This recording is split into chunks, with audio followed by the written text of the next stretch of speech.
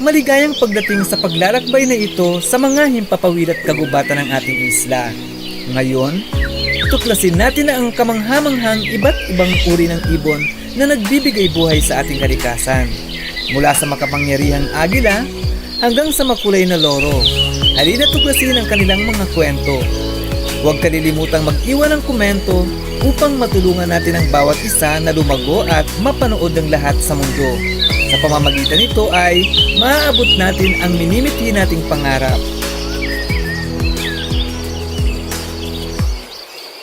Sa taas ng isla, matikas na lumilipad ang agila ng Pilipinas.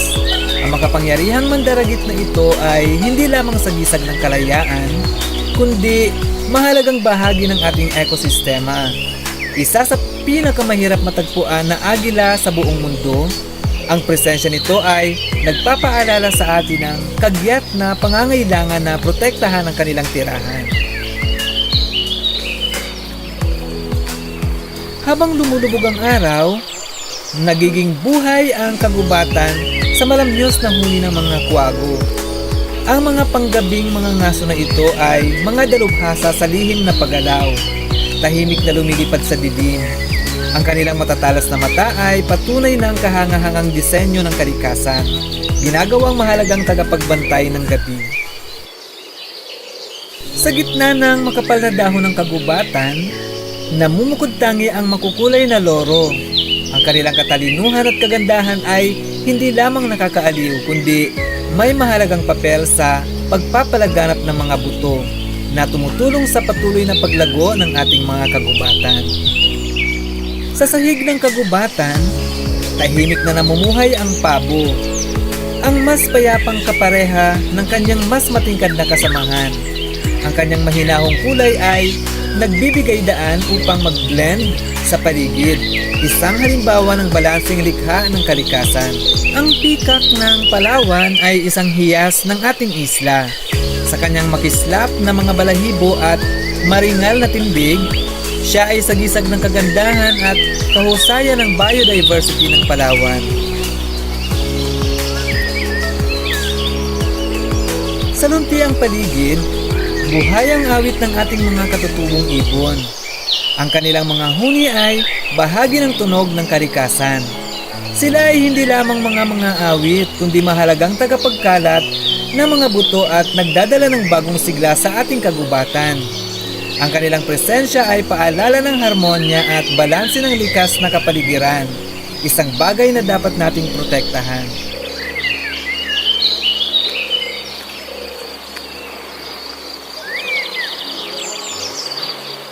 Ang mga pugo ay malayang gumagala sa parang.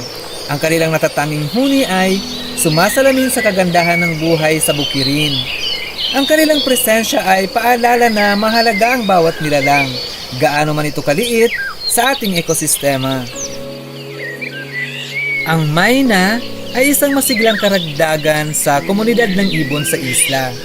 Kilala sa kanilang kakayanang manggaya ng tunog. Ang mga ibong ito ay tiyak na kukuha ng atensyon ng sino mang makakarinig sa kanila.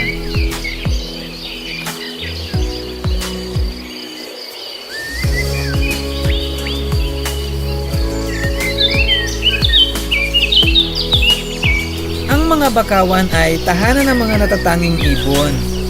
Ang hornbill, na may makapangyarihang tuka, ay tumutulong sa pagpapalaganap ng buto ng malalaking puno. Ang mga tagak na kilala sa kanilang matikas na tindig ay sumasalamin sa kasaganaan ng kalikasan. Samantalang, ang makukulay na kakatu ay nagbibigay ng sigla sa bakawan. Ang kanilang huni ay nag-aalingaw-ngaw sa paligid. Ang mga ibong ito ay patunay ng yaman ng bakawan at ang kanilang mahalagang papel sa ating kapaligiran.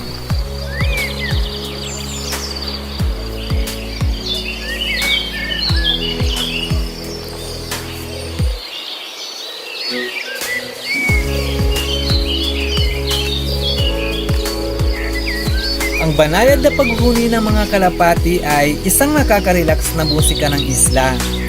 Ang mga mapayapang nilalang na ito ay simbolo ng harmonya at kadalasang nakikitang magkasama na sumasalamin sa kanilang monogamous na likas na katangian. Sa maselang galaw ng kalikasan, ang mga maliliit na katutubong ibon ay may mahalagang papel. Tumutulong sila sa pagkontrol ng peste at polinasyon. Nagpapanatili ng balansing kapaligiran. Ang kanilang makukulay na balahibo at masiglang galaw ay nagbibigay kasiyahan, ngunit higit pa rito, ang kanilang tahimik na ambag sa kalusugan ng kalikasan ang tunay na mahalaga. Paalala na ang maliliit na nilalang ay may malaking epekto. Sa makapal na bakawan, ang maliliit na ibon ay tahimik na gumagawa ng kanilang papel. Ang kanilang polinasyon at pest control ay mahalaga sa kalusugan ng mga bakawan. Ang kanilang presensya ay nagpapakita ng kakayanang mag-adapt. Isang paalala na tayo rin ay dapat mag-adjust upang mapanatili ang ecosystem na ito. Ang mga ibon ay nagpapaalala sa atin ng likas na disenyo ng kalikasan. Ang bawat uri, mula sa pinakamaliit hanggang sa pinakamalaki, ay may papel sa pagpapanatili ng balanse. Sa pagninilay sa kanilang presensya, naiintindihan natin ang tungkuling pangalagaan ang kagandahan ng mundo. Ang proteksyon sa kanila ay pagsiguro ng kinabukasan.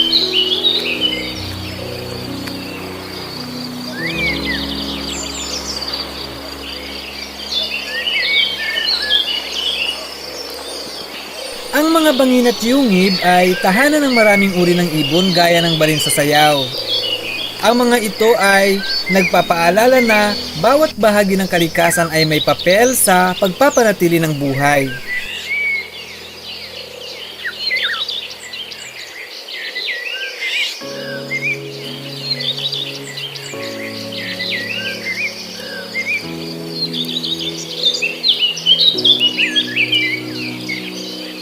Sa pagitan ng bangin at yungib, ang balinsasayaw ay gumagawa ng pugad mula sa kanilang laway. Ang tradisyong ito ay may malaking ambag sa kultura at ekonomiya ng Palawan. Ang kanilang pugad